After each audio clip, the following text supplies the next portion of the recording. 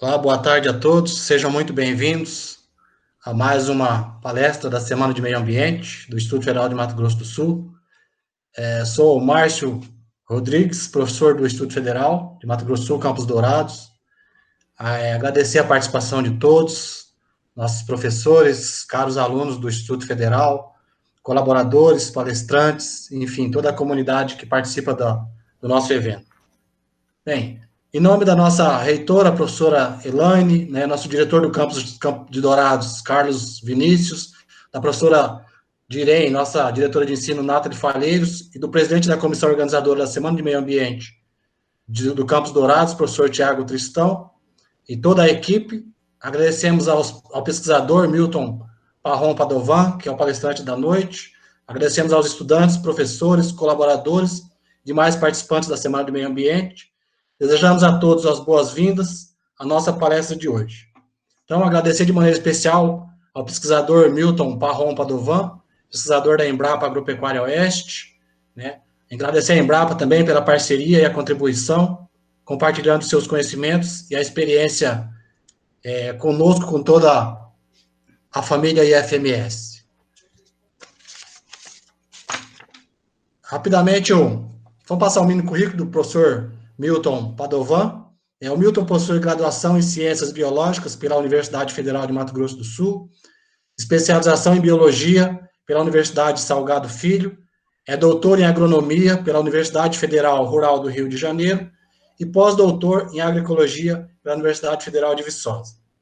Então, ele tem uma ampla experiência aí para a gente poder compartilhar e absorver os conhecimentos dele. Hoje ele é pesquisador da Embrapa Agropecuária Oeste, é extensionista, é docente da UFGD, né, no programa de pós-graduação, mestrado em Biologia, Biodiversidade e Meio Ambiente, e consultor técnico também.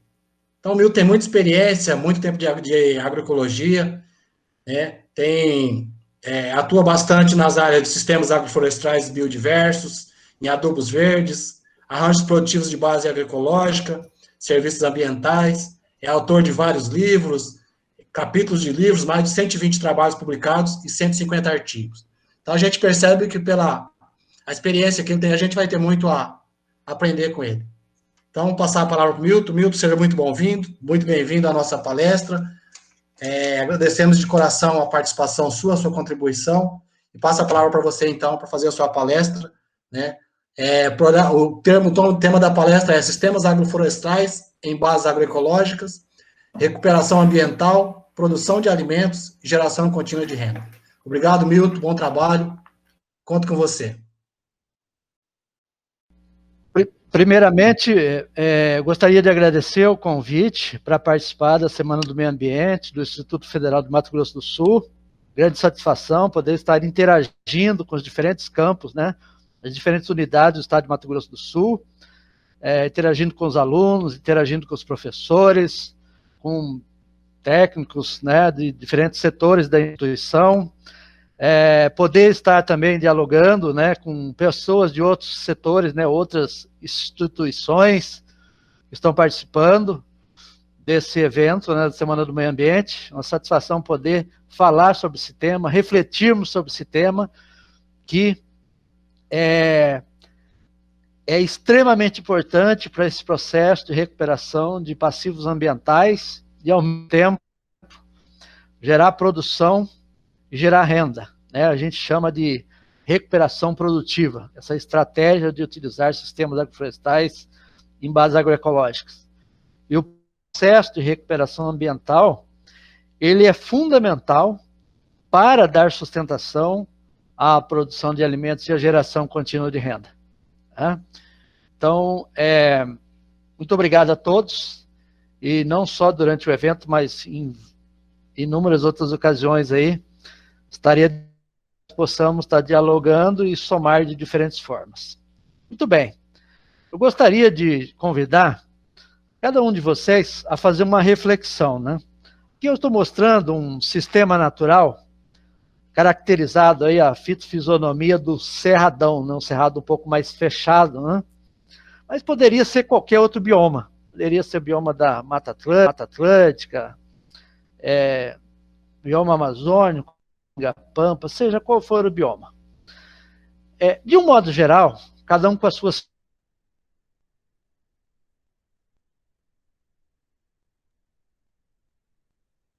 diversidade.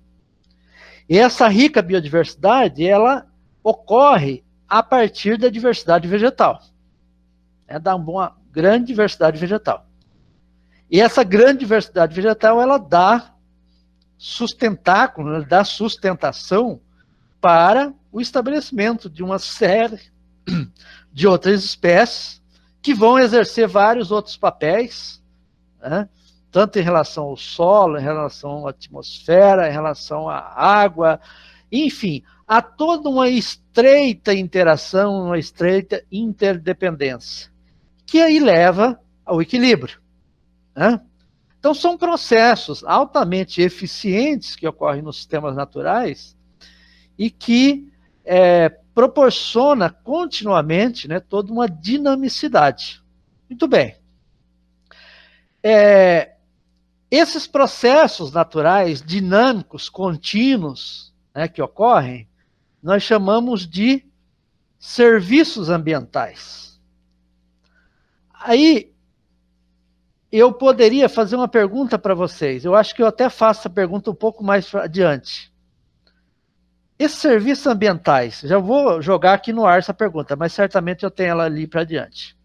Esses serviços ambientais, eles ocorrem somente em sistemas naturais ou ocorrem também em ambientes onde nós os utilizamos para a agricultura, que nós chamamos de agroecossistemas, né?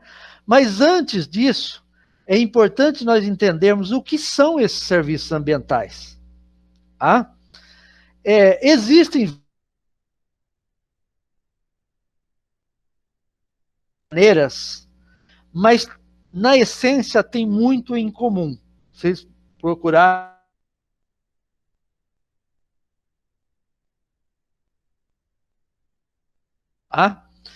Mas na essência, a gente pode sintetizar de uma maneira mais simplista, mas ao mesmo tempo profunda, de que os serviços ambientais nada mais são do que processos que ocorrem naturalmente, e que esses processos somados, né, cada um com as suas características peculiares, os processos naturais, eles resultam em importantes ganhos para a qualidade ambiental e, consequentemente, ganhos para a espécie humana. Muito bem. Aí tem aquela pergunta que eu já coloquei aqui, está registrado nesse slide aqui. Mas vem aqui. Esses serviços ambientais, eles ocorrem só em sistemas naturais? Aqui já tem uma foto representando o quê? O bioma Mata Atlântica. Já é um fragmento, né, de vegetação nativa que está em restauração, mas ainda apresenta muitas características da Mata Atlântica. Muito bem. Então, independente do bioma, conforme eu falei, os processos naturais são perfeitos. Né? Os processos naturais são perfeitos. E, agora, de compartilhar com você o que é uma inovação no sentido de potencializarmos os serviços ambientais nos agroecossistemas, sejam eles no meio rural ou no meio urbano. Hoje, essa questão da agricultura, se bem trabalhada, ela é extremamente eficiente e extremamente valiosa no meio urbano também. Então, esse paradigma de que a agricultura é feita só no meio rural, a gente tem que quebrar. A gente tem que fazer paisagismo urbano, paisagismo produtivo. Deixar, tá indo sozinho para frente, e deixar dessa coisa de que só se faz agricultura no meio rural. E na cidade faz áreas...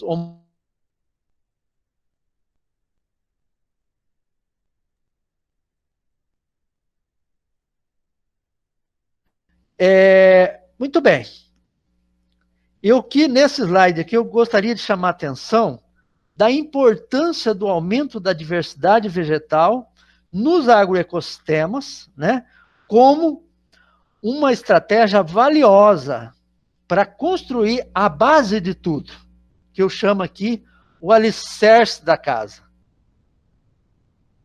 Termos um ambiente de exploração agropecuária, que nós construamos esse ambiente pautado numa boa diversidade vegetal.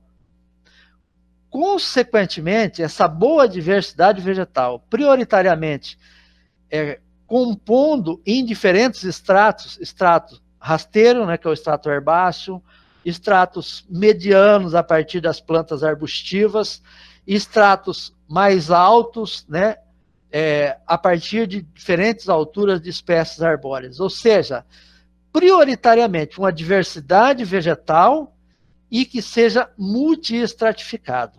Teoricamente, essa é a condição perfeita para que nós possamos construir esse alicerce, servir de base para uma grande diversidade de outros processos naturais serem fortalecidos. Beleza? Muito bem. Então, essa diversidade vegetal, ela produz uma grande quantidade de materiais orgânicos, né? Então, cada espécie com as suas características, sejam elas herbáceas, arbustivas ou arbóreas, em algum momento elas estão liberando folhas, em sua maioria folhas, parte delas, ou a maioria delas, flores, a grande maioria, principalmente os elementos arbustivos e arbóreos, liberam galhos. Galhos morrem continuamente, estão liberando esse material orgânico para o solo, sistema solo, né? Então, há um processo de produção contínua de material orgânico. Isso é extremamente importante para uma série de... Esse processo natural aqui é a ciclagem de nutrientes. Muito bem. Então, olha só, aqui vocês estão vendo nesse extrato aqui, as folhas, as árvores, né, os arbustos e árvores, com a renovação de folhas. As folhas mais velhas já caíram todas. E aquilo que eu mostrei no slide anterior, aliás, aqui, ó, no anterior, né? Então, o que vai acontecer com essas quedas de folhas? Né? Esse material orgânico, aí ele já vai o quê? Vai alimentar a biota do solo, que tem os organismos trituradores e os organismos decompositores. Né? Agora, e aí uma quantidade grande de nutrientes que pode estar, né, nesse material orgânico, se eu tiver plantas com raízes de diferentes profundidades, né? Por exemplo, essas pelotinhas aqui representam os nutrientes, diferentes cores, né, que representam os diferentes nutrientes, tá bom? Tá apertando a orelha, eu vou tirar esse microfone.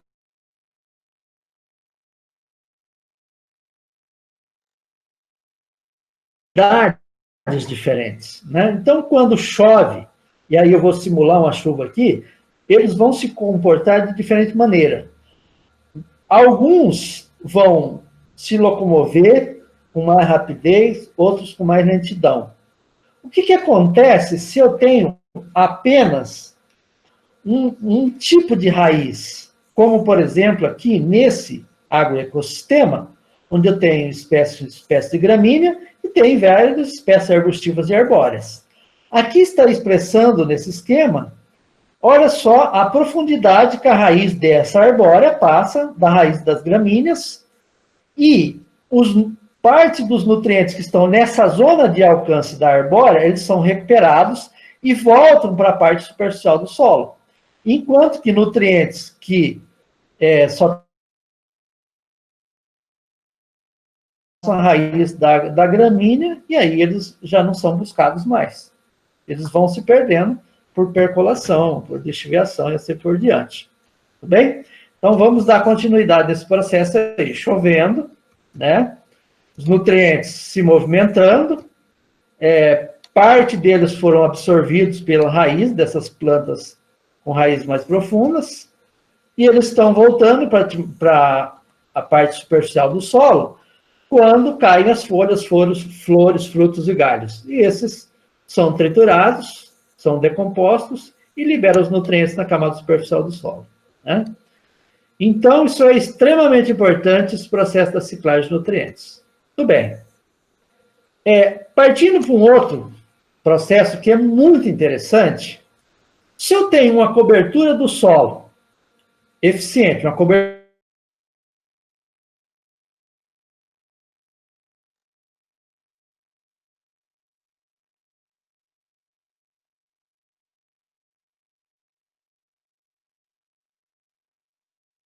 chove. Primeiro, quando chove, a chuva bate, né, nas folhas das plantas. Algumas que eventualmente não baterem nas folhas, algumas gotas, acabam o quê? Amortecendo na cobertura morta. Então já não dá aquele impacto direto da gota da chuva no solo. Muito bem.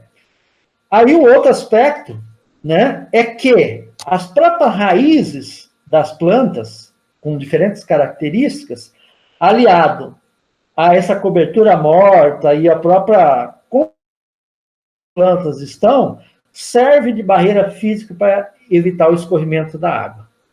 E essas raízes das plantas também, e o fortalecimento da atividade biológica, acabam fazendo o quê? Microgalerias e macrogalerias, que favorecem a infiltração da água no solo. Então, o que acontece? Acaba os processos de erosão.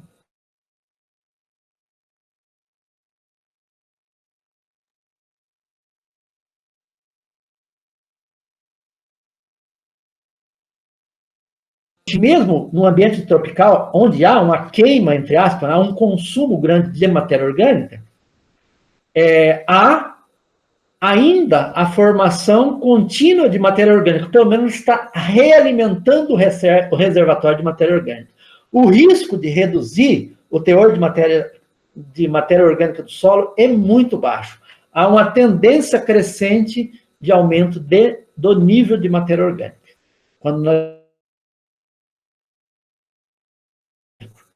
E aí não é só isso, questão de aumentar a matéria orgânica. Aumenta a capacidade de reter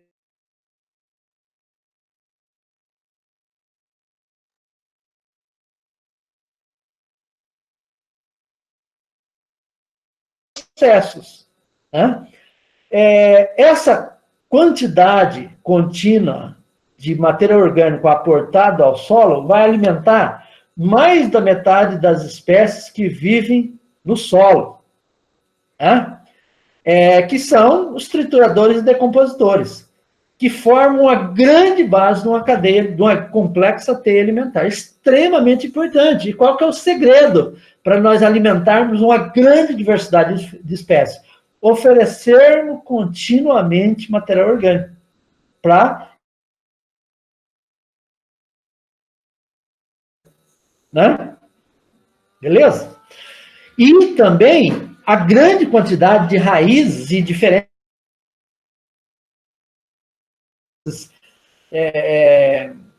pivotantes, dentre essas, com muitas características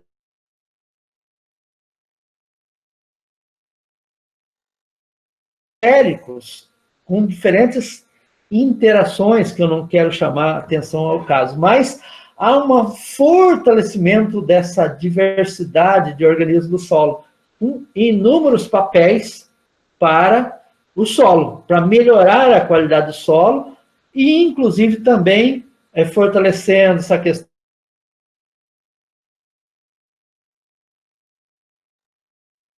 Muito bem. Com esses processos, o que nós fazemos? Nós promovemos o enriquecimento físico e químico do solo. Então, esse solo vai se produtiva. Estou restaurando, estou fortalecendo processos naturais e, ao mesmo tempo, essa diversidade de espécies vegetais, muitas delas são produtoras de alimentos e geradoras de... Consequentemente, se eu melhoro toda a parte física, a parte biológica, a parte química do solo, torna-se dispensável, aquele primeiro momento, adubações químicas, ou pelo menos parcialmente, né,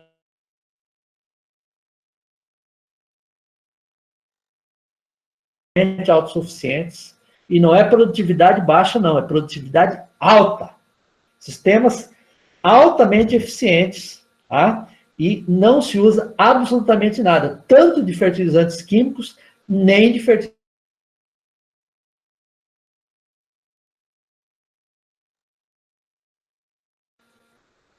Entre outros papéis, por exemplo, tem micro-organismos que são solubilizadores de fósforo. Fósforos que estão em ligações químicas altamente complexas são descomplexados por micro-organismos que atuam de diferentes, várias espécies de micro-organismos que atuam nesse processo e vai solubilizando um reservatório gigantesco de fósforo sem ou com o mínimo de novas complexações, né?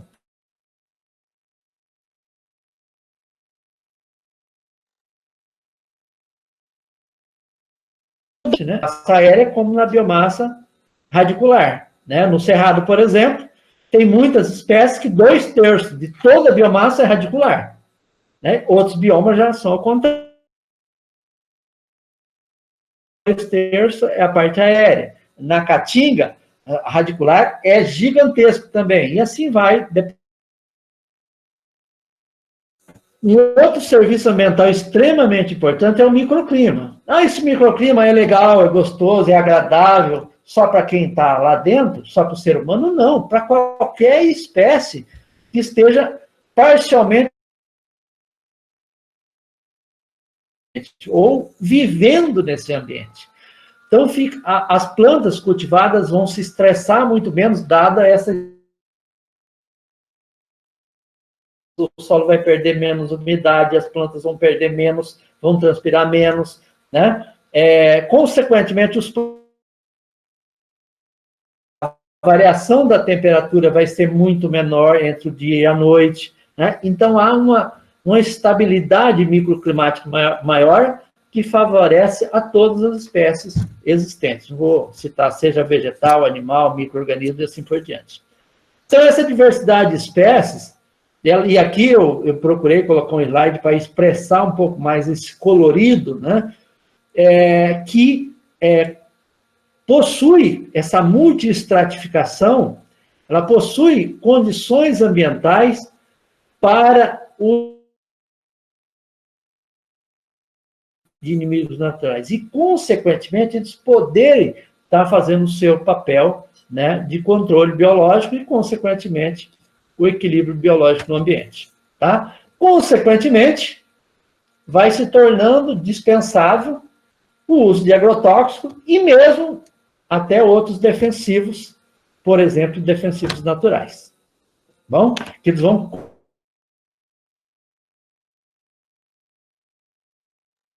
Também. Muito bem. Um outro processo natural extremamente importante, que é imensamente fortalecido nesses agroecossistemas, com essas... Da mesma maneira que tem abrigos, né, desde o ambiente rasteiro, né, até grandes alturas nas árvores, também há uma condição ambiental altamente favorável para os organismos polinizadores. Eu já visitei muitos sistemas agroflorestais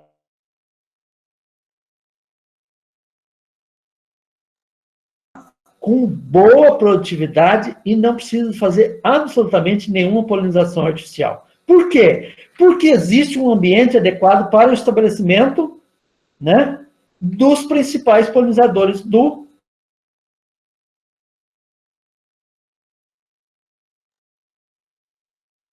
de maracujá, mesmo em área de cultivo orgânico, eu já vi a necessidade, na grande maioria delas, de polinizar totalmente.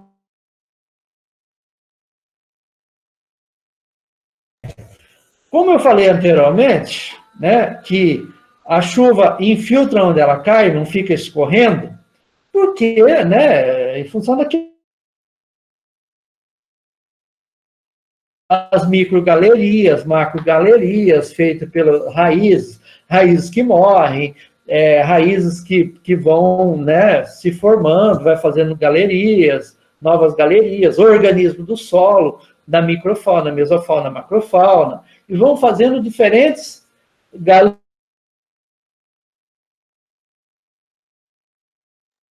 eficientes no solo, alimentando o lençol freático, e ao estar alimentando adequadamente o lençol freático, aonde ela cai de fato, vai criando, né, um fortalecimento cada vez mais freático, inclusive, né, e aí temos um ciclo da água bastante eficiente, inclusive o ressurgimento aí. Cortando o áudio, Márcio. Quer dar uma parada? Nesses últimos minutos agora, tem uma oscilada nos seus áudios aí, não sei se é por causa do microfone ou a internet. Assim, tá compreensível, mas tem hora que dá umas cortadas aí. Eu vou sair e vou entrar de novo, tá? Ok, então. Oi? Sim, pode tentar de novo. Como que é? Melhor. Sim, pode cortando sair. O seu para mim também. Acho que é oscilação de internet. Estava cortando bastante, não? Não, alguns momentos só. Dava para compreender. Estava cortando em alguns momentos, dava para compreender, mas em alguns momentos cortava, sim. Oi? Eu não estou ouvindo.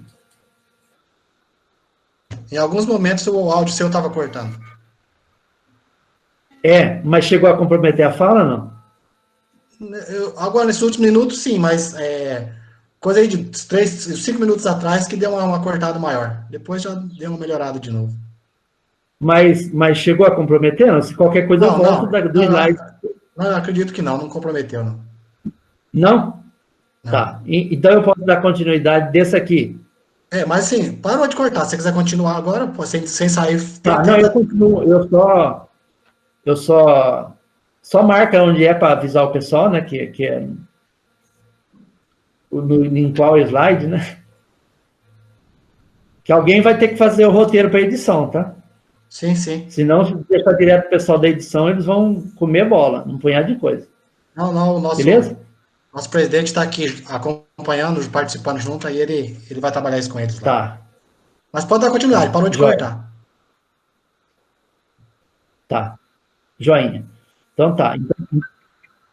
Parou de cortar, beleza. Então eu vou colocar a tela inteira e vou dar continuidade, tá? Ok. Muito bem. Então, essas diferentes ações de organismo do solo, de raiz e tal...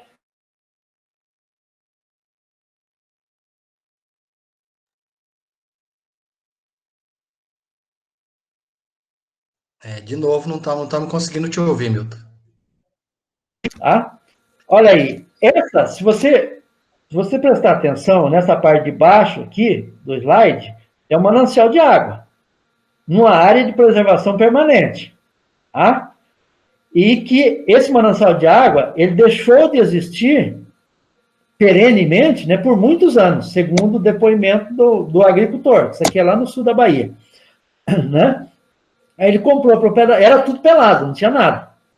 Ele comprou a propriedade e começou a fazer sistema agroflorestal, inclusive na parte da área da PP. Não foi só na PP, ele fez para cima também. A água foi infiltrando, alimentando o lençol freático, foi gerando uma pressão, nascentes que estavam entupidas com assoreamento, foram fortalecidas, a água voltou a aflorar, a ressurgir, as nascentes ressurgiram aos poucos, esse manancial foram perenizando, e quando eu estive lá a última vez, já tinha perenizado já por 5 anos, já, esse manancial de água nunca mais tinha secado, mesmo no período mais seco do ano.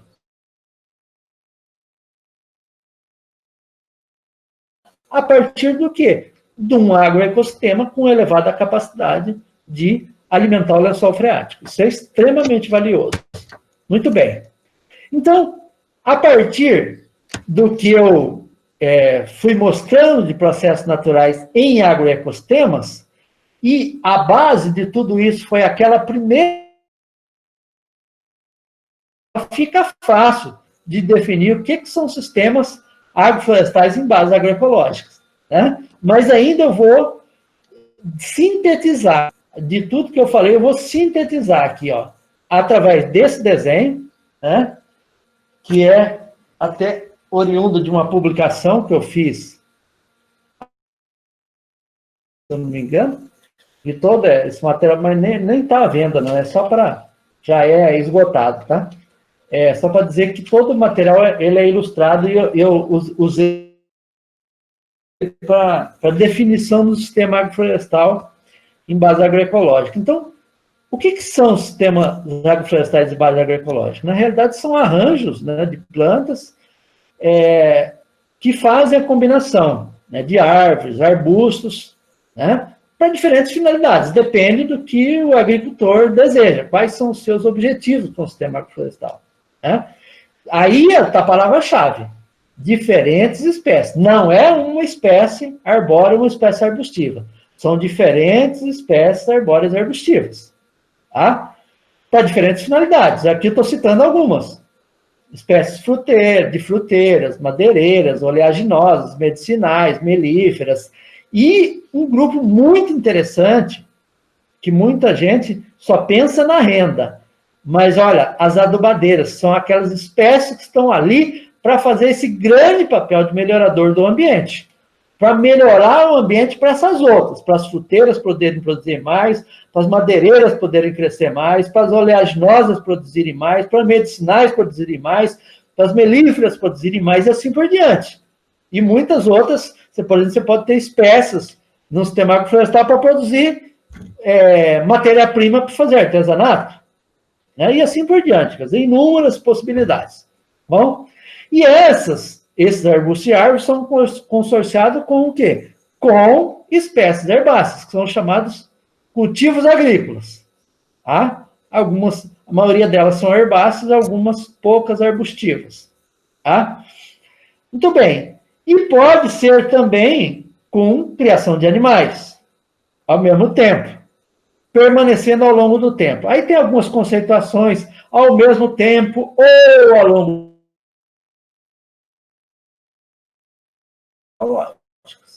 Tá? Então, são ao mesmo tempo que esse processo diversificado ele permaneça ao longo do tempo. E qual que é o grande alicerce, ou as grandes... Produzir serviços ambientais, né? Você prover continuamente o fortalecimento desse serviço. Produzir uma boa diversidade de alimentos continuamente, tá? Desde os primeiros meses, porque se o sistema agroflorestal não produzir, desde os primeiros meses, ele foi mal planejado. Falar, não, o sistema agroflorestal só dá renda depois de 4, 5 anos. Sistema mal planejado. Sistema bem planejado, não pode acontecer isso aí. Já tem que...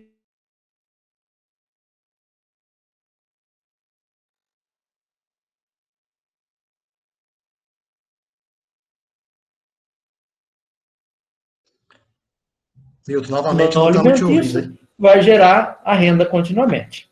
Ok? Muito bem. E aí tem algumas sinonímias, né? Sistemas agroflorestais em base agroecológica. É a mesma coisa do que sistemas agroflorestais agroecológicos. Tem autores que batem nessa tecla e tal, e fala, e quer diferenciar, mas, na verdade, é a mesma coisa. E nós estamos aqui para simplificar e não para complicar. Tá? Que é a mesma coisa que sistemas agroflorestais biodiversos, que é a mesma coisa que sistemas agroflorestais diversificados. Oi? Que é a mesma coisa do que agroflorestas biodiversas, que, na essência, apesar de quererem dizer que é diferente, é a mesma coisa do que os chamados sistemas sintrópicos. Tá? A mesma coisa. Na verdade, continuamente esses sistemas pautam-se em diversidade vegetal, né, como a base de todos os processos, e eles são implantados de forma para privilegiar um processo ou processos sucessionais. Tanto processo sucessional para a produção de alimentos e geração de renda, como o processo sucessional para fortalecer todos esses processos ecológicos. Beleza? Então, não difere de nada. São nomes, são sinonímias, são apelidos que são colocados ou por um autor ou por outro para tentar mostrar que é diferente, mas, na verdade, isso não importa.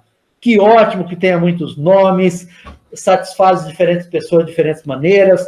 Tem gente que acha que está inventando a roda com novos nomes, mas, na essência, são sistemas multi-estratificados e em sucessão. Essa que é a essência. Os nomes são apenas detalhes. Muito bem. Então, no campo, quando nós vamos praticar a agroecologia mesmo, ela se pauta em dois grandes pilares, que é a diversidade vegetal, utilizando-se cultivos e criações, e o fortalecimento de processos naturais, que na realidade é a síntese daquilo que eu falei até agora. Então, esses são dois grandes pilares que a agroecologia nos mostra claramente se você realmente quer praticar agroecologia de fato no campo, na prática, no meio real, tá? Sem muitas falácias e com prática de verdade. E aqui, ó, eu já vou mostrando outros sistemas, né, vários outros sistemas que têm esses preceitos agroecológicos, preceito da diversidade, né? Olha só, aqui uma estufa viva, né, com a diversidade de hortaliça, cultivado no verão, numa área de altíssima região, de altíssima temperatura no sudeste do Brasil, mais precisamente no Rio de Janeiro, a 100 metros de altitude em relação ao nível do mar, produzindo hortaliças folhosas no verão.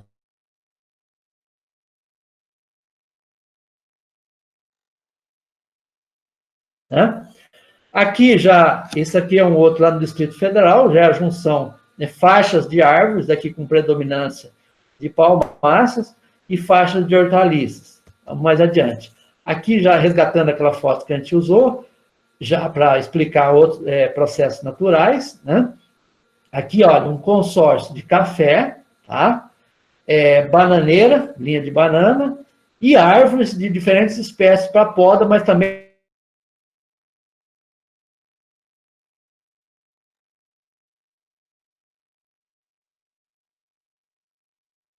né? Então, é um sistema diversificado. Aqui já é um sistema um pouco menos diversificado, que aparece mais o consórcio do limão Tahiti com pupunha, mas tem várias outras espécies. Né? Um sistema em formação, né, no sudeste do Brasil, não, no sul do Brasil, que é no Paraná, que tem optou praticamente quase todas as espécies são para produção de alimentos e geração de renda. E fortalece continuamente os componentes, né, os processos naturais, e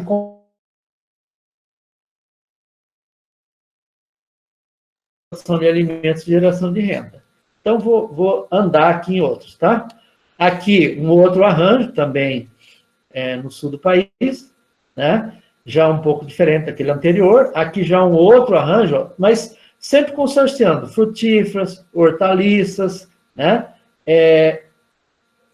Tem algumas espécies, nesse caso aqui, a maioria deles são exóticas, né? Eu foco muito no mercado, né? Aqui já é um sistema que está um pouquinho mais aberto, mas ó, com muitas hortaliças, várias espécies de hortaliças, consorciada com frutíferas, palmaças e várias outras espécies aí que compõem uma boa diversidade. Aqui o sistema está um pouco mais aberto, né? Esse agricultor aqui ele tem uma característica que ele não se preocupa muito com a cobertura do solo, né? Ele diversifica legal, só que não se preocupa com a cobertura do solo. É uma crítica que eu faço.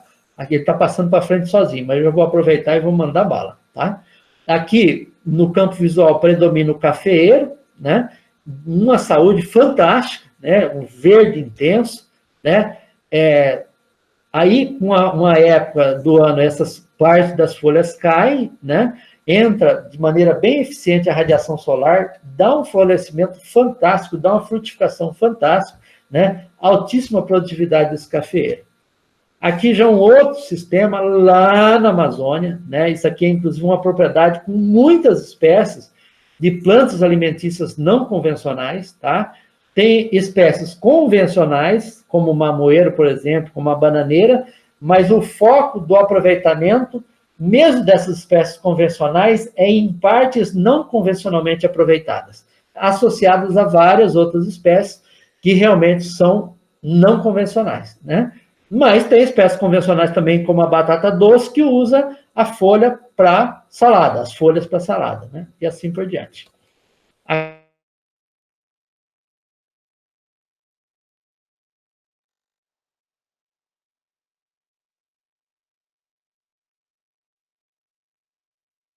Porque dá o colorido no prato, né? Enfim, essa aqui é outra parte, outro outro talhão, né, dessa propriedade agroecológica, sistema agroflorestal multiestratificado, né, com foco em plantas alimentícias não convencionais. Aqui já é uma propriedade do Distrito Federal, início de formação do sistema agroflorestal, produção intensiva de hortaliças nas entrelinhas, né, das árvores, que estão em início de formação, mas fazendo os devidos manejos, dá para produzir hortaliça aí até terceiro, quarto ano sem problemas, tá? Fazendo os manejos bem feitos das árvores que produzem muita sombra, né, que crescem rapidamente. Aqui já é um sistema também no Distrito Federal, mas não consegue produzir toda a biomassa necessária, tem que ter linhas anexas, né, de gramínea aqui para a produção de biomassa, para dar suporte para essa parte aqui, né? Mas é muito interessante. Aqui já utilizo o eucalipto aí como produtor de biomassa e fazer microclima e tal, né, consórcio com hortaliças, aqui no Distrito Federal também. Aqui já no Rio de Janeiro, né, bem sucessional mesmo, bem diversificado. Aqui, na Embrapa, que estava isso aqui, eu acho que essa foto aqui é antiga, devia ter trocado há muito tempo já. Essa foto aqui, o sistema devia ter uns 5 anos por aí, hoje já está com 13 anos, já faz 7, 8 anos que foi tirada essa foto, está bem desatualizada já, mas é legal para mostrar a diversidade, e nas entrelinhas aqui muda continuamente, né? Aqui já é um sistema, quando eu falo comercial, é porque não se teve aquela preocupação de plantar as espécies adubadeiras, o foco é no mercado. Esse aqui já é um sistema lá na Amazônia, né, lá no Pará, sistema com 1 ano e meio, 2 anos de formação no máximo, onde as espécies, uma boa diversidade de espécies, com foco para geração de renda. São espécies nativas e naquela região há o hábito de se consumir espécies nativas, né? Então,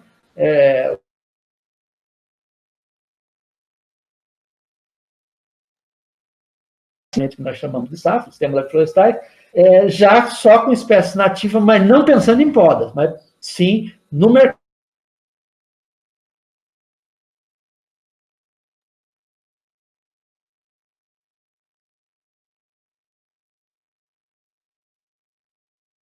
A prática da poda. Tudo bem. Aqui, aí vocês podem me falar, mas sistemas agroflorestais biodiversos aí é só para pequena propriedade, só para agricultura familiar, é só em torno da casa. Não, gente, para aí. Deixa eu só buscar. Predominantemente, realmente é agricultura familiar. Mas eu já visitei em diferentes regiões do Brasil, propriedades com 15 hectares, com 20 hectares, todinha com o sistema agroflorestal. E a pessoa os agricultores, né, tendo uma excelente renda. Esse aqui é um sistema comercial. Né?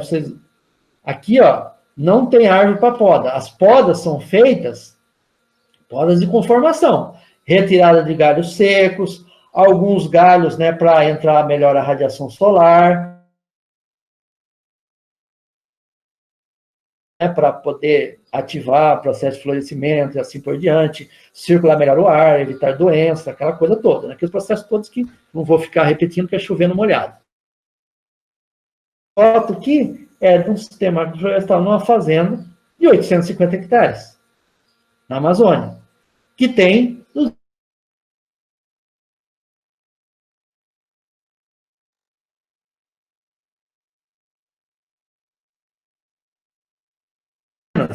de quintal agroflorestal de 2.000 metros quadrados, de 5.000 metros quadrados.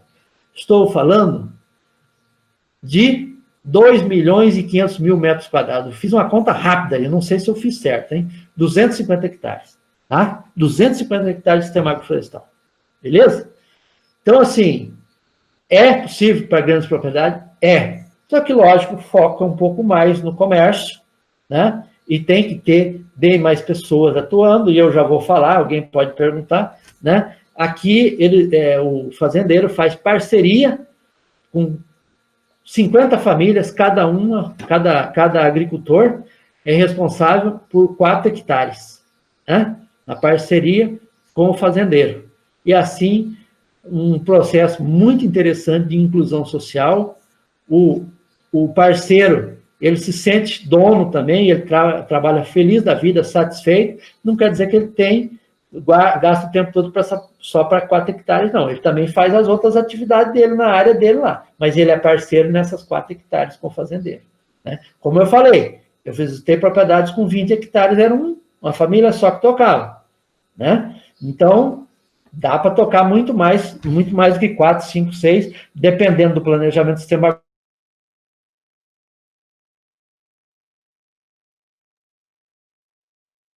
de qual é o desenho, beleza? Aqui já é um arranjo agroflorestal também com foco comercial, em Dourados. Aqui, e esses sistemas que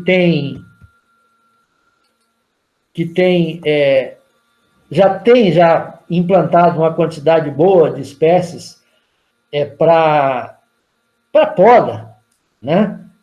Ou seja, várias espécies que vão fazer vários outros papéis, eu chamo de sistema agroflorestal biodiverso, multifuncional, o sistema agroflorestal em base agroecológica, mas que é multifuncional, porque ele tem a função de produzir alimentos, gerar renda, também para a recuperação ambiental. Por isso que eu chamo de multifuncional, tá bom?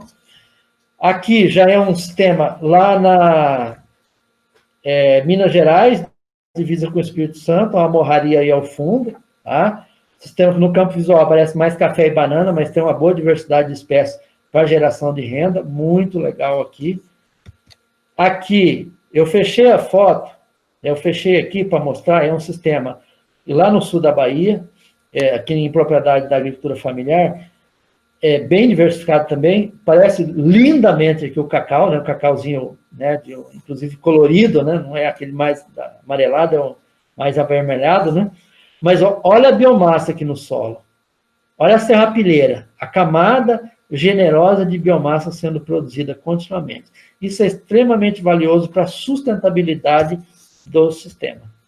Aqui, um sistema que, você olhando e fala, mas isso aqui é uma mata. Não, isso aqui é um sistema agroflorestal na Amazônia, de um agricultor, aquele agricultor tradicional da gema que nasceu ali. Eu acho que se juntar nós todos aqui que estão assistindo, não conhecemos tanto de espécie vegetal como ele sozinho conhece. E ele não tem sequer a 4ª série. Ou seja, é aquele cidadão que nasceu, cresceu e toda a vida conviveu com as espécies nativas ali da Amazônia. Então, ele sabe perfeitamente quem combina com quem tem antagonismo com quem e assim por diante. Então, compõe arranjos agroflorestais altamente diversificados. Nesse caso, ele nos relatou que ele tinha 80 espécies por hectare para geração de renda. Imagina isso, 80 espécies por hectare para geração de renda? Que coisa maravilhosa, né? Aqui, já um outro sistema agroflorestal, numa região que é o Mar de Cana, aqui na região ali de São Joaquim da Barra, Ribeirão Preto, no interior de São Paulo, né, e tem alguns oásis de sistemas agroflorestais em bases agroecológicas. Aqui já é um sistema lá, bem comercial também, lá na Amazônia, no Pará, né, com menos de um ano de formação, com foco no comércio, né, com espécies para geração de renda. Aqui já é um sistema na fronteira aqui do Brasil com o Paraguai, no Mato Grosso do Sul, mais precisamente em Amambai. Aqui já é um sistema lá, subindo o mapa, aqui em Minas Gerais, no sudeste do Brasil. Já mostrei essa foto, né, mas o que eu gostaria de chamar a atenção? Alguns outros aspectos, né, não só a questão do colorido, mas essa é uma área de afloramento de rocha. Tudo quanto é lugar que você andava, tinha rocha que aflorava no solo, né? Você não ficar olhando o tempo todo para o chão, você leva a tropeção e enfia o nariz no chão e quebra rapidinho, tá? E uma área que, para a agricultura mais convencional, é uma área inapta, né? Mas uma área com altíssima propriedade, aliás, com altíssima produtividade, né? Manejando-a em bases agroecológicas, com plantas herbáceas, arbustivas, arbóreas, né? Produzindo o tempo todo. E mais, dada o avanço tão grande que ele fez, né, o agricultor, a família do agricultor, ele incorporou essa propriedade no turismo, no agroturismo, né? Só que ele deu uma vertente. ele voltou para o que nós chamamos de turismo do conhecimento. Então, ele recebe as pessoas, compartilha tudo que ele faz, que ele fazia, que ele faz, que ele continua fazendo, que ele quer fazer. Ele abre a caixa preta, em termos de informações valiosíssimas, e só cobra o almoço do pessoal, que, em sua maioria, os produtos são oriundos da propriedade, né? Então, assim, ele tira dinheiro com o turismo, plantas aqui coloridíssimas, lindas aqui, ó, são alpíneas, o gênero alpínea, uma flor tropical excelente para geração de renda. Você plantou, depois é só fazer o manejo de toceira para não ficar em excesso, né, para não perfilhar demais, que ela é bem pujante, né, bem agressiva, né? E aí você vai colher flores continuamente. Lógico, tem uma época do praticamente zero depois que ela está estabelecida. Isso é fantástico. E com um ambiente diversificado desse, não dá doença, é maravilhoso. Você plantar ali monocultura, dá uma doença da pega. Tá? Muito bem, vamos adiante. Aqui é um sistema, né, que parece uma mata, né, é um sistema lá no sul da Bahia. Esse extrato aqui eu tirei meio por cima, isso aqui é cacau. Tá? Esse extrato mais baixo aqui é cacau. Esse extrato intermediário, predomina o cacau, mas tem cupuaçu, tem outras espécies também. Aqui, já extrato intermediário, predomina o açaí, mas tem várias outras espécies. E tem ainda outros extratos superiores aí com outras espécies que não deu para pegar na foto. Tá? Então, muito estratificado, muito diversificado, muito legal. Muito multifuncional mesmo. Tá? Aqui outro que parece uma mata, mas é uma área litorânea do Maranhão, né? Super diversificado também. Esse aqui é numa área de APP também. Isso aqui é um morro no Rio Grande do Sul, que se você não subir se segurando, e rocha florando o tempo todo, hein? Você escorrega rapidinho e enfia o nariz na pedra, né, nas rochas. É incrível como que esse agricultor, em apenas 10 anos, um morro que era totalmente pelado, ele conseguiu recuperar com o sistema agroflorestal biodiverso. E é altamente produtivo. Produz uma diversidade muito grande de produtos. Foi fantástico. Ele conseguiu construir em torno de 10, 12 centímetros de solo, na média, com matéria orgânica. Fantástico, fantástico mesmo. Aqui, aquela foto novamente, né, que eu já mostrei, né, do sistema biodiverso, multifuncional. Aqui, ele calcado no APP, né? E aí, nesse sentido, eu sou um cara que defendo e tenho absoluta convicção, se nós queremos recuperar um APP com mais rapidez, nós temos que fazer intervenções. Usar espécies adubadeiras, sim, muitas espécies ocóricas para atrair os animais, né?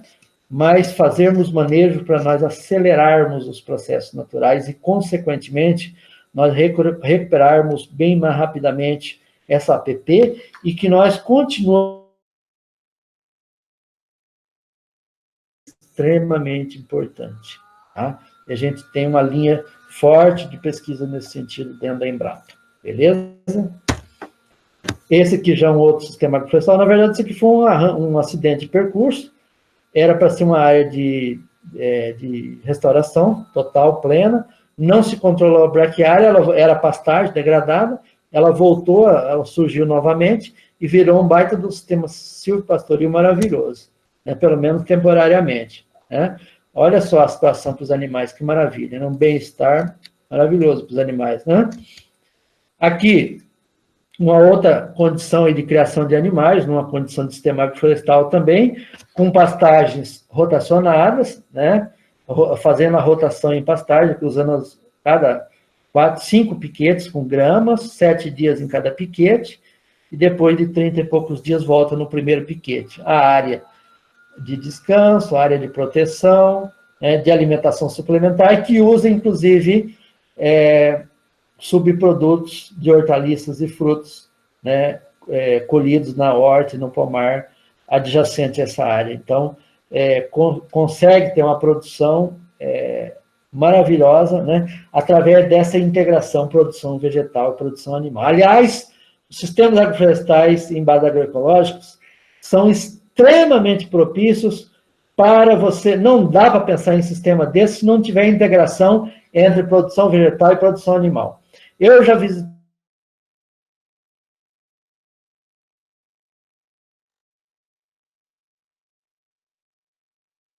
Sabe qual era a alimentação suplementar número 1? Pseudocalo de bananeira. Tá? Aquelas bananeiras que já produziu o cacho, corta com facão, não é triturado, é cortado, né? aqueles tabletezinhos, bota no coxo os animais, né? As vacas comem maravilhosamente bem, muito nutritivo, medicinal também, né? Ajuda... né? E muito, então, assim, tem muitos subprodutos dos sistemas agroflorestais que você dá para os animais são reduzidos imensamente do agricultor, você otimiza o sistema. Né? Muito bem. E o que pode acontecer como resultado dessa diversificação vegetal, né, e de cultivos e de criação de animais? Por exemplo, se ocorrer um problema fora do controle da família, e algo que acontece muito aqui no Mato Grosso do Sul, né? A geada.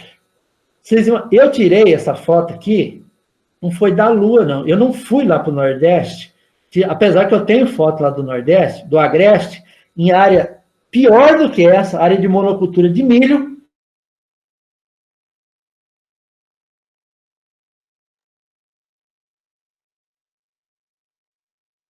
Secou, monocultura de milho, por falta de água. Aqui, no Mato Grosso do Sul, após uma geada, essa aqui no caso foi no assentamento Itamaraty, eu tirei essa foto, né? O que vai acontecer? Agora, o que acontece? O que acontece em relação à segurança alimentar e nutricional da família? Deu a dita geada. Se eu tenho um sistema agroflorestal biodiverso, o que vai acontecer? Primeiro que tem um microclima. Esse microclima vai impedir, né, que a grande maioria das espécies que estão ali dentro queime com a geada. Mesmo que seja uma geada bastante forte. Tá certo? Então, vai afetar de alguma maneira a geada, por exemplo, vai afetar de alguma maneira todas as espécies? Talvez afete.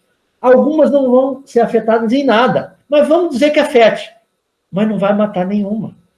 Porque o microclima, ele está ali, bem estabelecido, está bem formado o microclima, e impede de queimar, que a geada seja nociva. Primeiro ponto, por quê? Porque a temperatura ali dentro do sistema agroflorestal, né, a temperatura na atmosfera aí, vamos dizer a altura do peito aqui,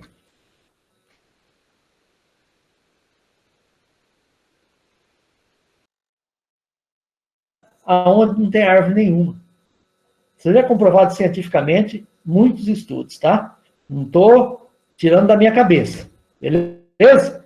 Eu estou compartilhando com vocês.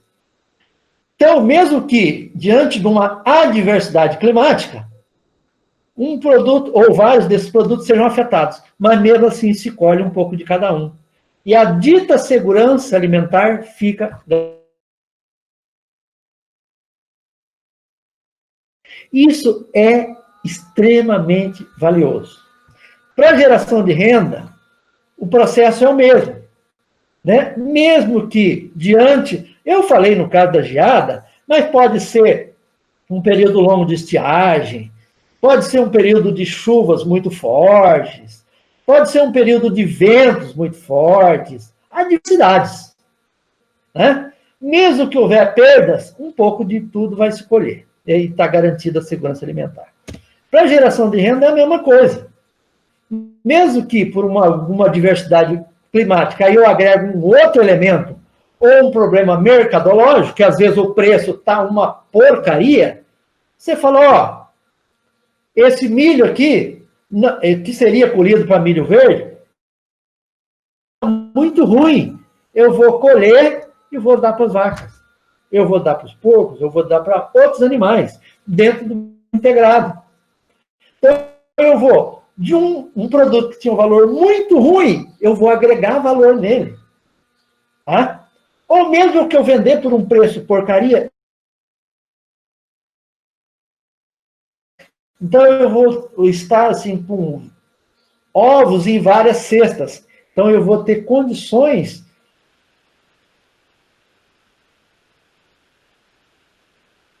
quinzenalmente, mensalmente, e assim por diante. A maioria deles é semanalmente. Né? Em função do quê? Dessa diversidade de produtos.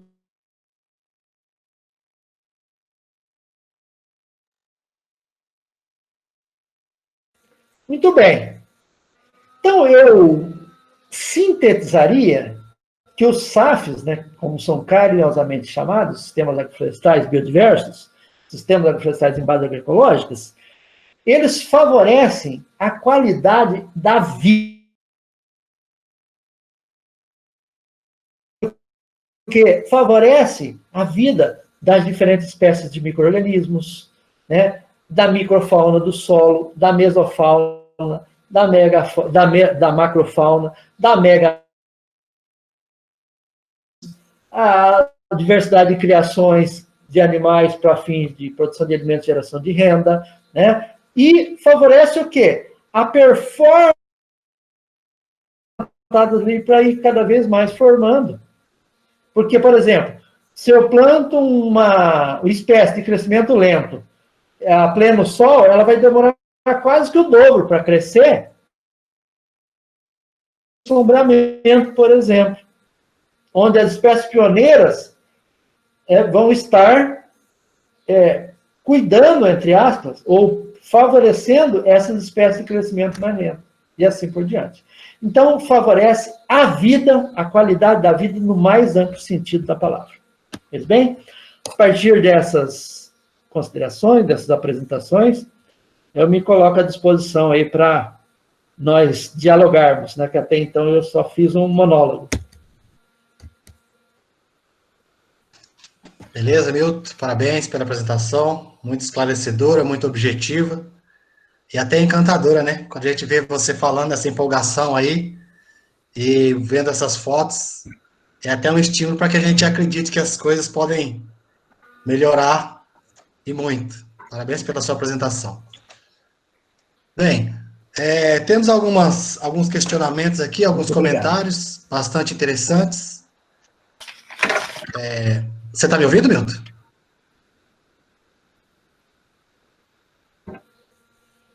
Milton, me ouve?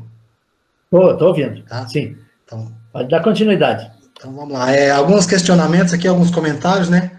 A primeira pergunta, então, vem da professora Viviane. A professora Viviane é professora de Biologia no Instituto Federal, então, colega de profissão sua aí. A pergunta é a seguinte: quais são as principais culturas cultivadas no Brasil nesse sistema e em quais regiões o sistema é mais adotado? Fica à vontade para responder, Milton. Muito bem. Tá, vamos por pergunta, né? Aí vamos uma a uma, eu já vou respondendo depois, né? Que aí fica melhor, né? Pode ser? Ok, pode ser, sem problema. Pode ser assim? Pode, então vamos lá. Tá. A primeira, quais são as principais culturas cultivadas no Brasil? Eu acho que um aspecto... Tá, ok. E aonde tem mais frequência, né? Que é mais adotado. Se você quiser tirar se você quiser compartilhar a tela e colocar a sua foto aí, abrir a tela para você. Sim. Tá, parar a apresentação. Ok. Tá, joia. Beleza.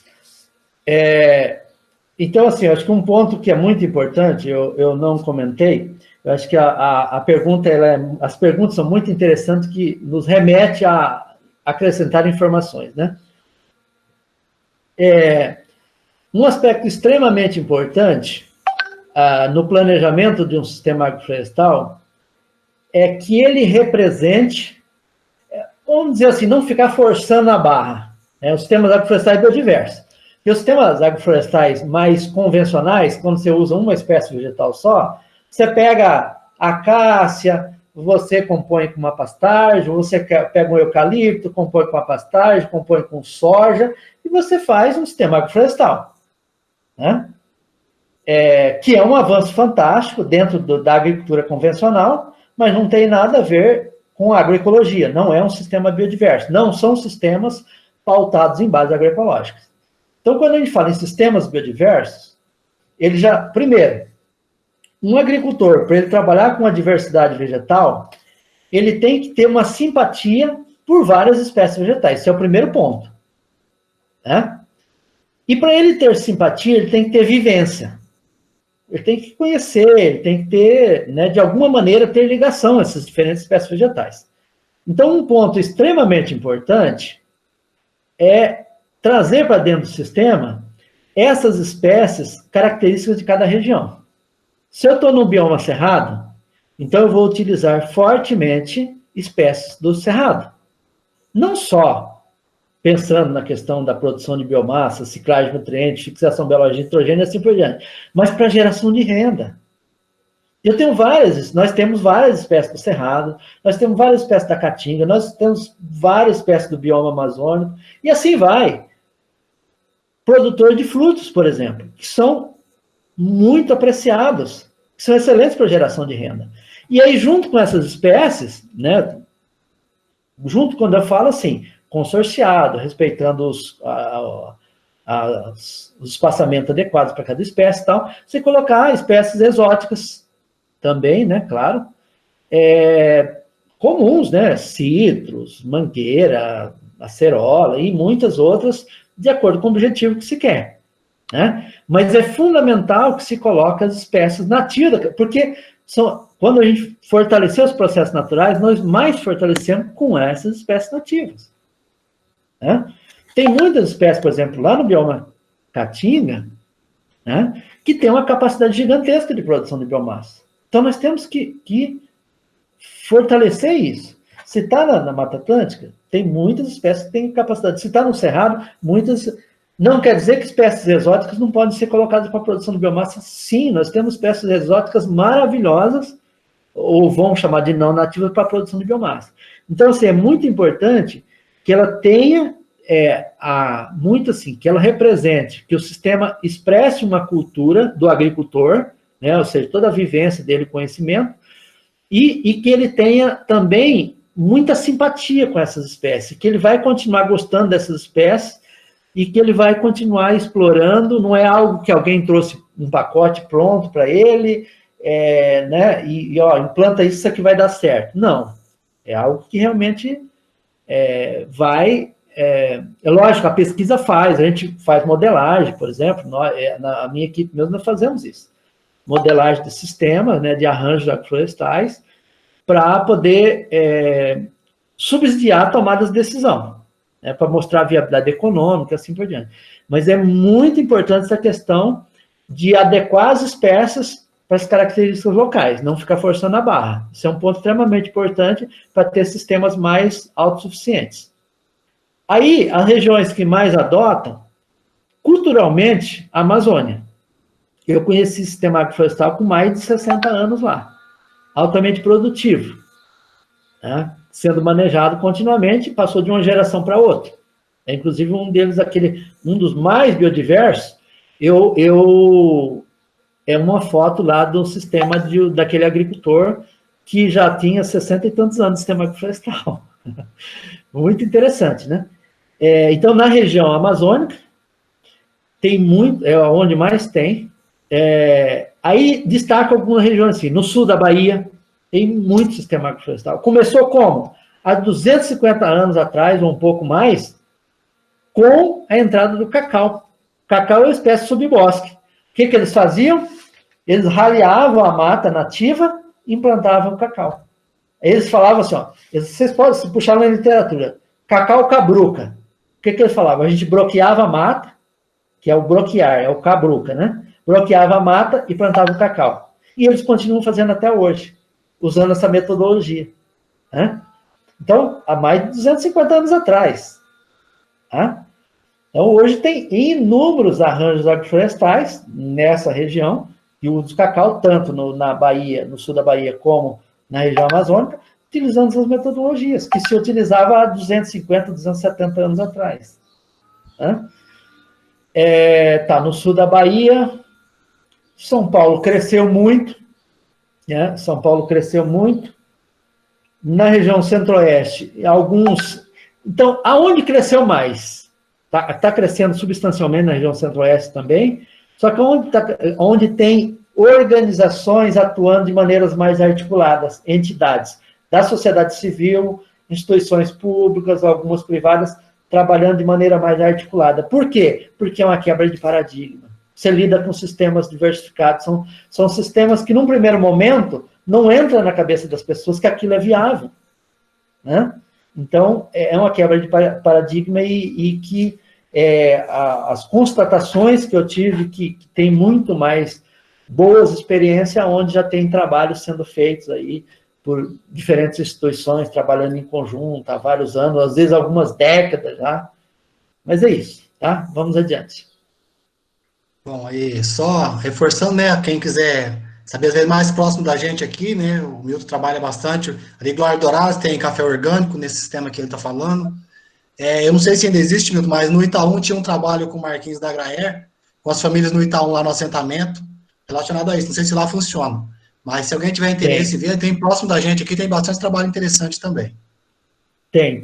E é interessante nesse sentido, a gente fez um trabalho, olha lá, a gente fez um trabalho interinstitucional, você falando lá do assentamento Lagoa Grande, de 2005 a 2010, com várias entidades trabalhando em conjunto, né?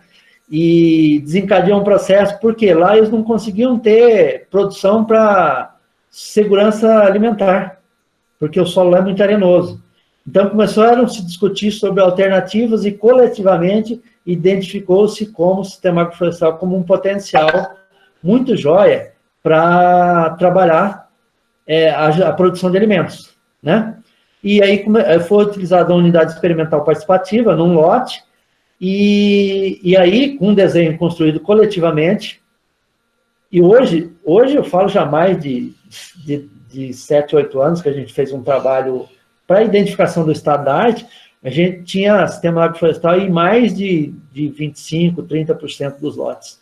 Mas a maioria em formato de quintal agroflorestal.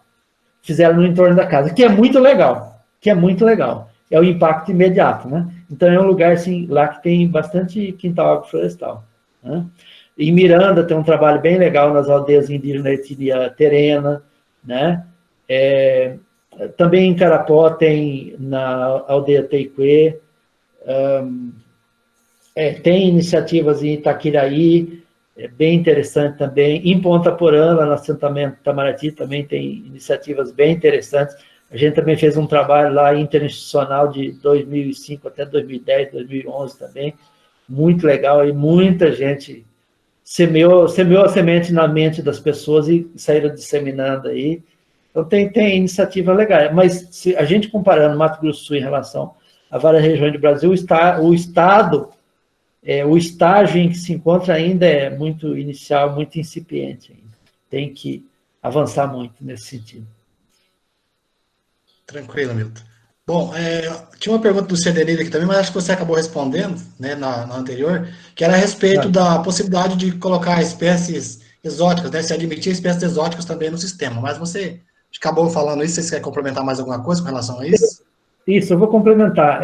Até na Embrapa a gente tem 3 linhas que a gente tem trabalhado.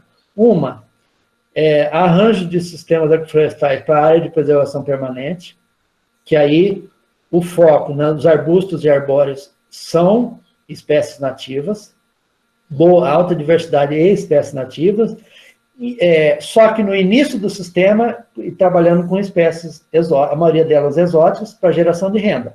E aí, depois de alguns anos, a geração de renda é só com nativas. Tá? Então, para a área de preservação permanente. Para a área de reserva legal, a gente já começa a fazer a composição de espécies nativas com exóticas, conforme a lei prevê, né? E já também com geração de renda desde o início. E temos também uma outra linha, essa nós começamos mais recentemente, são arranjos de sistemas agroflorestais para áreas de produção, fora de área de passivo ambiental, fora de área de reserva legal e fora de área de preservação permanente. Já são bem menos espécies arbóreas, mas essas arbóreas que são colocadas são adubadeiras. Parte nativa, parte exótica, mas para manejar mesmo, né? E aí diversificar o ambiente e tal, para diversificar a matriz produtiva. Então, a gente está trabalhando mais recentemente nessa linha também. E, então, depende da finalidade, né?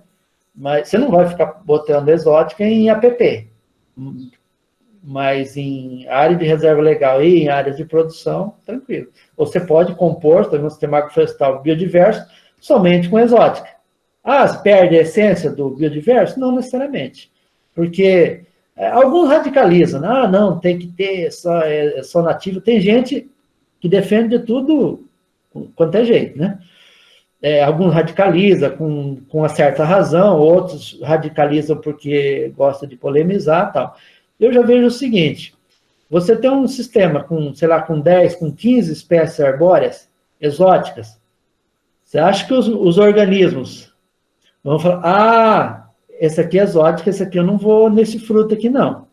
Ah, esse aqui é nativo, eu vou nesse fruto. Os bichos não fazem isso, não. Estou radicalizando, tá? Estou até ironizando um pouco para ficar bem claro que as não nativas, elas, quando há uma diversidade, elas acabam fazendo papéis semelhantes às nativas, tá? É óbvio que a gente tem que privilegiar as nativas. Eu não estou falando que deve substituir de forma nenhuma. A gente deve privilegiar as nativas, né? Mas sistemas em área de reserva legal ou área de produção, se nós temos excelentes produtoras de biomassa, fixadores de nitrogênio, e temos, né, nós temos que explorar para usá-las como adubadeiras, né? E várias exóticas também para produção de alimentos e geração de renda. Beleza? Ok, Milton. Bom, a gente está com a avançada hora, eu sei que você tem outro compromisso, mas tem duas perguntas aqui rápidas e depois o Thiago vai fazer coisas bem rápidas, acho que dá para a gente fazer antes de fechar, para você dar continuidade nos seus trabalhos depois aí, pode ser? Ok, tranquilo. Então vamos lá. Outra pergunta da professora Viviane. Quais os principais entraves para a adoção do sistema? E se você acha que existe uma tendência crescente da utilização dos SAFs no Brasil? Bom, entraves assim, porque na cabeça das pessoas está arraigado, na maioria das pessoas, que sistema altamente produtivo é sistema monocultural. Isso é um equívoco, né? Mas está por quê? Porque as pessoas vão para tudo quanto é lugar, vão trabalhar, vão passear, vão para a beira da estrada, vão para a beira do rio, ver monocultura em tudo quanto é lugar. Então, aqui que é né? E está havendo muita gente não vê os tombos que as pessoas levam. Leva os que vê mais os que estão bem, que ficam na atividade, né? Quantas pessoas perderam propriedades? Quase ninguém vê. Mas lá na década de 60 do século passado, era 85% da população rural e 15% urbana. Hoje, é 85, 86, 87 urbana e 13, 14, 15 rural. Inverteu tudo. Ah, foi só em função de ter uma predominância de poucas explorações agropecuárias? Não, mas deu uma grande contribuição. Muita gente quebrou, muita gente faliu por monocultivo ou monoatividade. Então, quando o agricultor diversifica, ele tem muito mais chance de se dar bem, tá? Por vários motivos que, dentre eles, eu já comentei na fala anterior, né? Então, mas na cabeça das pessoas, quando você vê uma diversidade maior, quando envolve cultivos agrícolas e árvores, é maior ainda, para entrar na cabeça das pessoas que é viável. Isso é bonito, isso é legal do lado de casa, né? É legal no lado de casa, como um quintal agroflorestal e tal, mas virar um negócio não é viável. Não, é viável sim. É plenamente viável, né? Então, para as pessoas começarem a compreender essa viabilidade financeira, porque tem que ter viabilidade financeira. Ninguém fica fazendo agrofloresta a vida inteira se não tiver viabilidade financeira. Ou quase ninguém, né? Porque tem alguns que são idealistas, pode nem ter viabilidade financeira, mas tem aquele processo romântico, que é romântico mesmo, é lindo, é maravilhoso, mas não pode se pautar só nesse romantismo. Faz um bem, proporciona um bem-estar, traz felicidade, traz inúmeros valores, mas também tem que ter viabilidade financeira. Senão, mesmo aqueles que têm muita paixão por um sistema agroflorestal, em alguns momentos eles vão titubear. Eles podem fraquejar ou pelo menos ficar um pouco desestimulado. Então, é importante que esteja produzindo continuamente, gerando renda continuamente, para a pessoa evoluir aquele sistema como negócio. Então, esse é um entrave, as pessoas entenderem que há viabilidade financeira nisso. Não é algo apenas para fundo de quintal, que já é algo maravilhoso. Você ter segurança alimentar já é fantástico. Mas é muito mais do que isso. Né? Então, esse é um entrave. Outro entrave é não é nem falta de política pública, é falta de implementação de política pública. Eu acho que é numa palestra, essa semana mesmo que eu estava fazendo, não lembro se semana passada, eu estava falando um pouco sobre isso. Existe, por exemplo, Pronaf Floresta, Pronaf Agroecologia, mas a maioria dos bancos, das agências bancárias, não utilizam essas linhas de crédito, na maior parte do Brasil. Porém, lá na Amazônia, já conversei com agricultores que são super articulados lá, eles financiam igual beber água. Lá para eles é prioridade. Então, assim, é muito fácil. A política pública que está aí, mas não é operacionalizada. É lógico que precisa de ter outras políticas públicas. É um entrave ainda, políticas públicas que cheguem mais. Essa uma, por exemplo, das linhas de crédito que são muito legais e não chega, é uma delas, é um entrave. Tem que operacionalizar. Agora,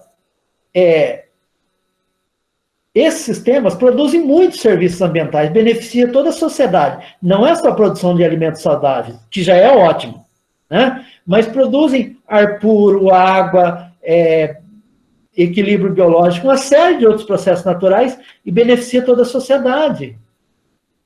E aí? O cidadão, ele paga já um monte de imposto. Então, o governo tem que devolver um pouco na forma de incentivo para apoiar mais a adoção desses sistemas. Então, falta mais política pública para poder estimular a adoção de diferentes formas.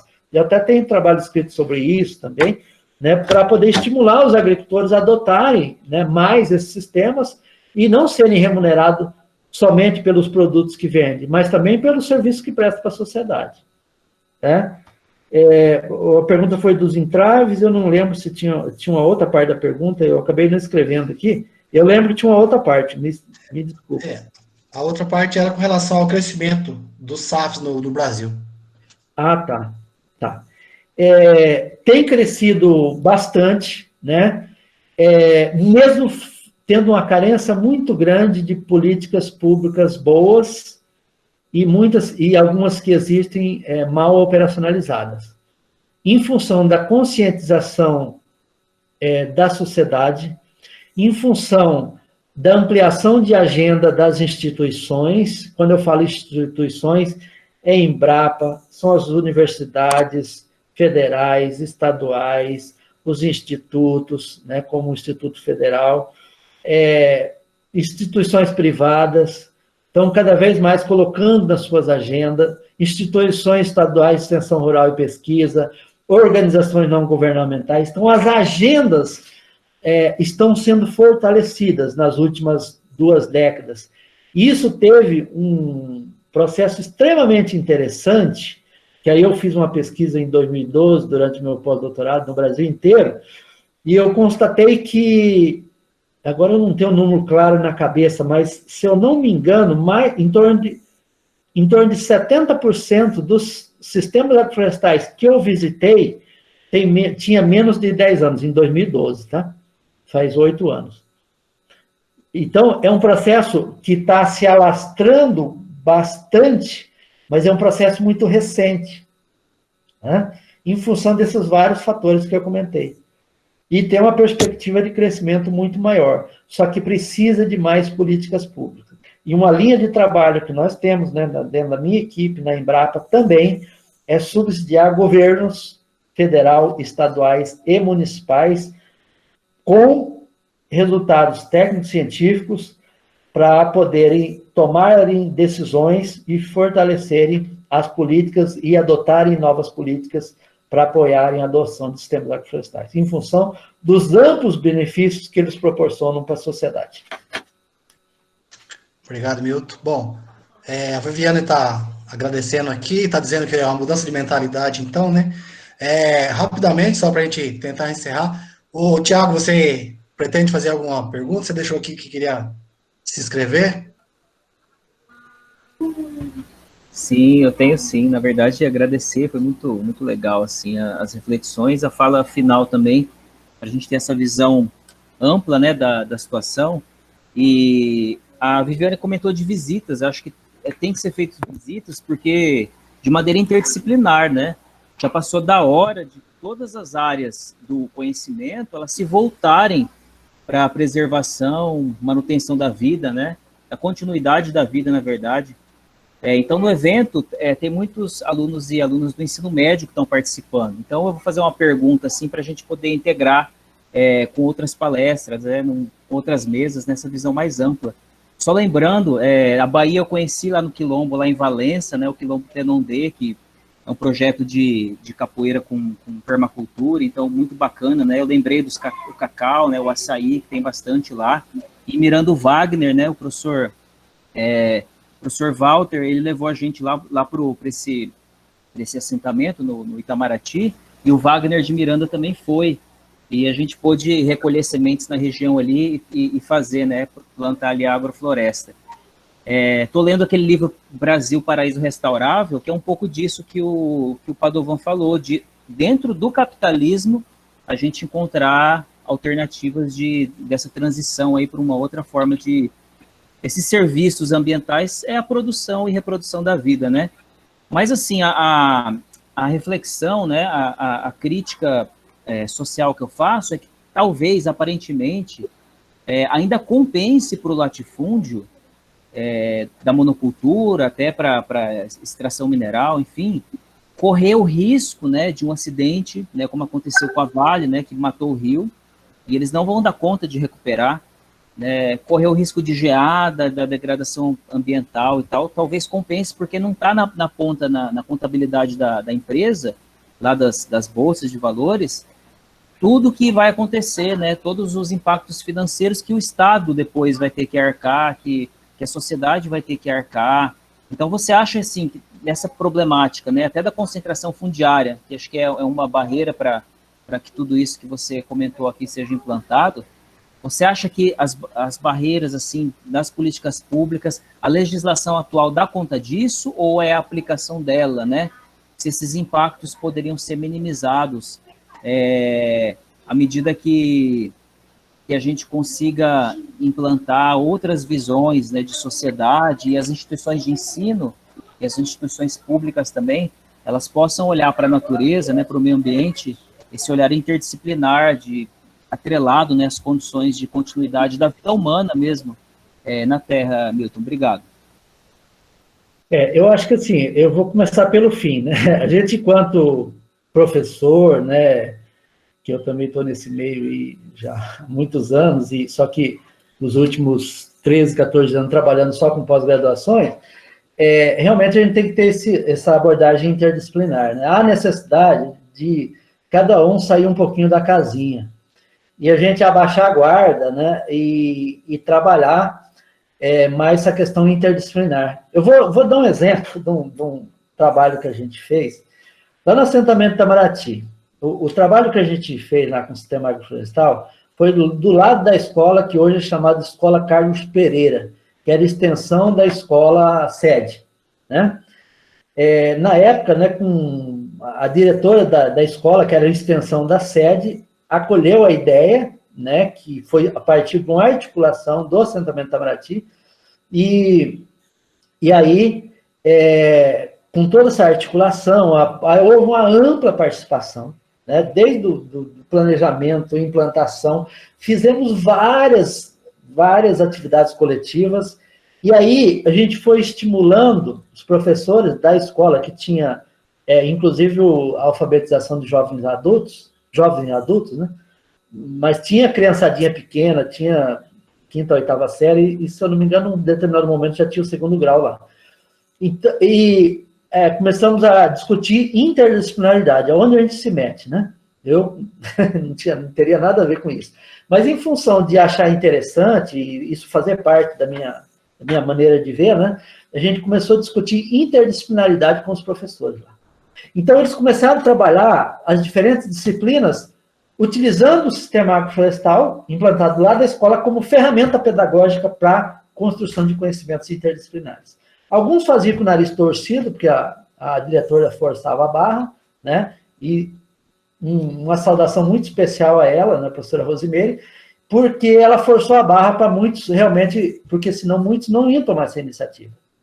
E depois passaram a gostar e evoluiu pra caramba. E eu vou resumir. Em 2010, ficou entre as iniciativas pedagógicas mais inovadoras do Brasil, entre as 5 iniciativas pedagógicas mais inovadoras do Brasil, esse projeto lá, desenvolvido lá na Escola Carlos Pereira, junto ao Sistema Agroflorestal. Tá? Aí ganhou passagem, né, para o Fórum Internacional, tal, e foram 2 professores lá para esse Fórum Internacional.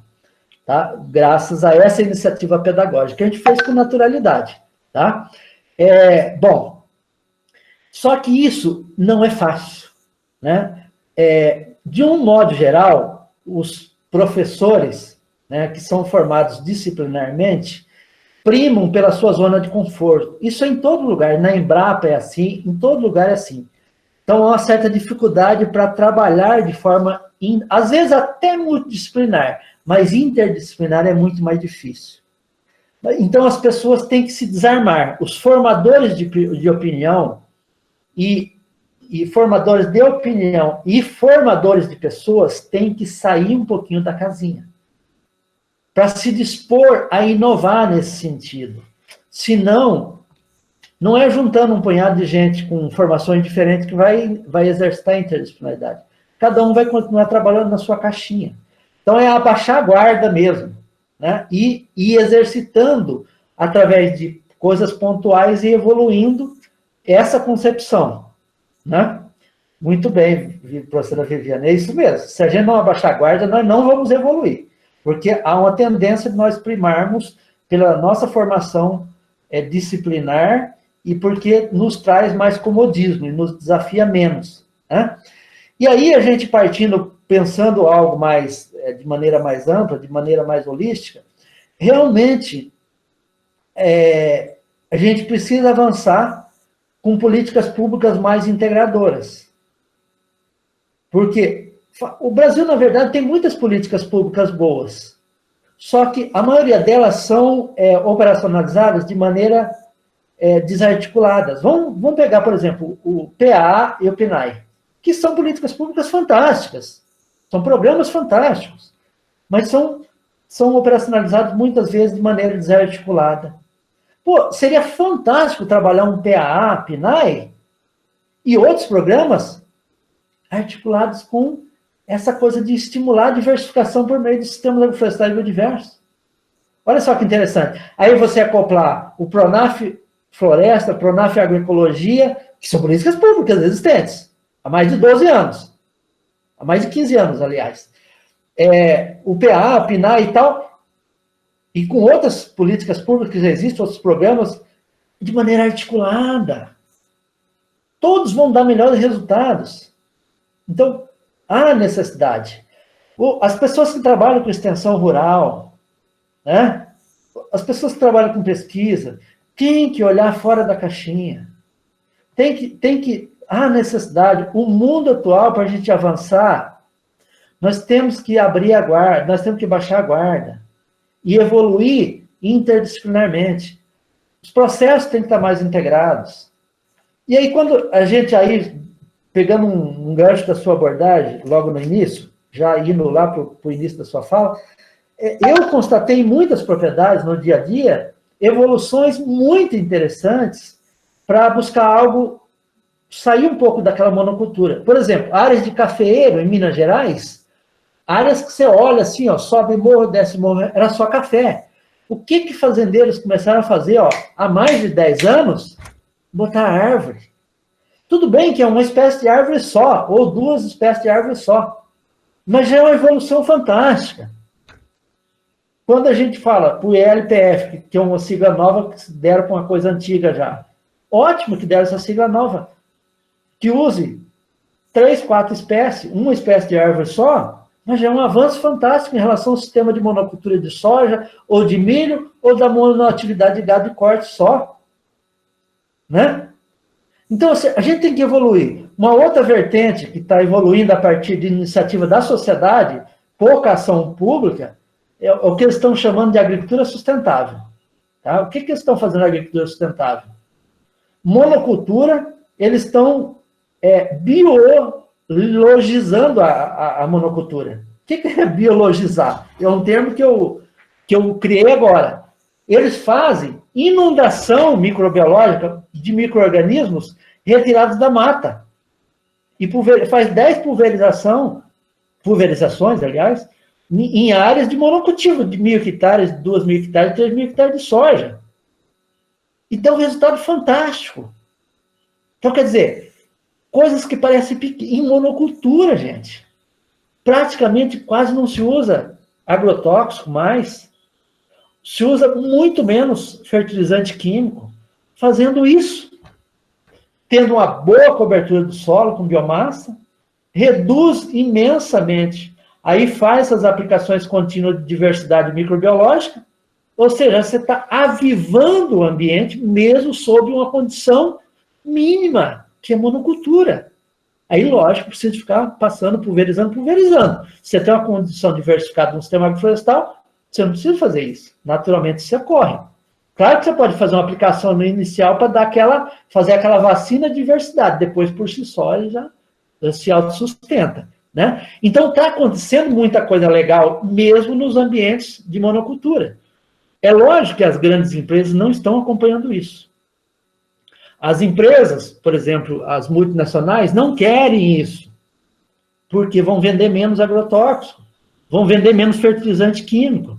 Mas os produtores, mesmo de monocultura, estão, porque é a única forma de baixar os custos de produção. Eles estão reduzindo até 40% o custo de produção e estão aumentando a rentabilidade imensamente, estão rindo de orelha a orelha.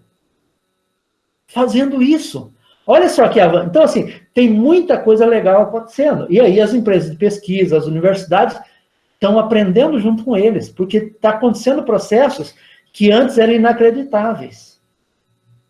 Os conhecimentos que se tinha até então eram inacreditáveis. E estão acontecendo processos inovadores nesse sentido. Então, é ótimo. Agora, as pessoas têm que abaixar a guarda. Então, assim, mesmo em condições de ambientes simplificados, processos altamente eficientes, biologicamente falando, estão acontecendo, né? Então, a gente tem que abrir a nossa guarda em termos de formação, né, de trabalhar de maneira mais integrada. Nós temos que, em termos de conhecimentos construídos, a gente, quanto mais estuda, mais a gente tem certeza que não sabe quase nada. Isso é outra coisa importante. Para mim, uma frase que eu já aprendi isso há mais de 20 anos, né? E isso é muito importante para mover a vida da gente. Né? E vamos em frente, que eu acho que há uma tendência de ir melhorando. Né? Hoje já tem muito mais gente querendo trabalhar um pouco mais em harmonia com o meio ambiente do que era há 10 anos atrás, do que era 20, do que era 30 anos atrás. Então, eu acho que teve evolução significativa. A sociedade está evoluindo nesse sentido, mas eu acho que precisa de fazer mais e mais. Ok, Milton, obrigado. Bom, em função do avançado da hora, né, eu sei que quando a palestra é interessante, os temas são interessantes, e aí você contagia a gente, fica o dia inteiro falando, mas em função da limitação de tempo, dos seus compromissos, eu gostaria de que você fizesse as suas considerações finais em relação a isso, né, e aí depois o Thiago fecha para nós a nossa palestra, mas de antemão te agradeço, Milton, a sua colaboração, a sua contribuição com a gente. Levo o nosso abraço lá para toda a Embrapa, toda a equipe fantástica que sempre trabalhou e sempre buscou parcerias para desenvolver a nossa região. Te agradeço muito e deixo aí suas considerações. E coloco a gente, como Instituto Federal, à disposição de vocês para poder contribuir no que for possível. Suas considerações, por favor. Tá. Bom, eu agradeço a oportunidade, né, de nós estarmos fazendo esse diálogo, né, eu acho muito interessante sempre nós estarmos aproveitando todas as oportunidades de plantarmos sementes nas mentes das pessoas, e cada um, da sua maneira, vai processando, vai fazendo germiná-las, né, ou não, mas prioritariamente germiná-las, que gerem plântulas e plantas, e que essas frutifiquem, e que também essas pessoas sejam disseminadoras, e assim nós vamos cada vez mais promovendo diferentes formas de transformação na sociedade a partir do conhecimento, né, de quebra de paradigmas, novos conhecimentos, assim por diante. Então, eu fico bastante satisfeito de possibilitarmos, né, de nós fazermos esse diálogo, passar informações, muitos jovens, né, que precisam de ouvir isso, né, e que com certeza vai mexer com muita gente. Estamos à disposição para somar institucionalmente, pessoalmente, né, botar essa juventude aí em novos caminhos, né, ajudar, né, contribuir para que construamos aí caminhos cada vez melhores para essa juventude que está ávida aí por cada vez ocupar mais espaço, né, e tornar nossa região, nosso país cada vez melhor. Muito obrigado, estou à disposição. Tiago, por favor. Obrigado por a honra em encerrar nesse momento aqui. O Márcio passou a bola para encerrar. Eu agradeço muito a participação do Milton. A gente está trabalhando em casa, então tem criança, tem toda a biodiversidade aqui conosco. E acho que é isso. São vários olhares, acho que de várias áreas diferentes, em torno da questão da vida. E não foi à toa, né, que a gente trouxe o Ailton Krenak, a Sandra Benites, né, que é da área que pesquisa sobre as mulheres, né, que é curadora do MASP, a Valdelice.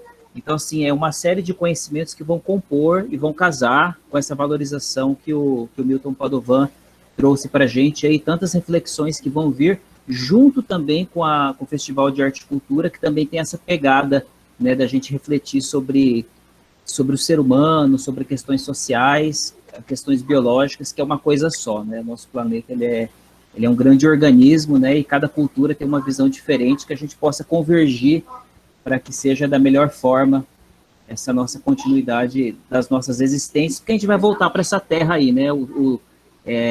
Tudo que o Milton falou, a gente vai fazer parte como adubo também, a gente vai, daqui a alguns anos, a gente vai estar integrado, de fato, à natureza. Então, valeu, gente. Obrigado. Ok, Thiago, obrigado. Bom, pessoal, um abraço a toda a equipe, a todos os professores aí que contribuíram com a gente, a todos os nossos colaboradores do Instituto Federal do Mato Grosso do Sul. Abraços a todos, bom trabalho, sucesso. Milton, mais uma vez, muito obrigado. Me coloca à disposição se precisar da gente. Um abraço e a gente encerra por aqui. Fiquem com Deus todos. Abraço, bom trabalho.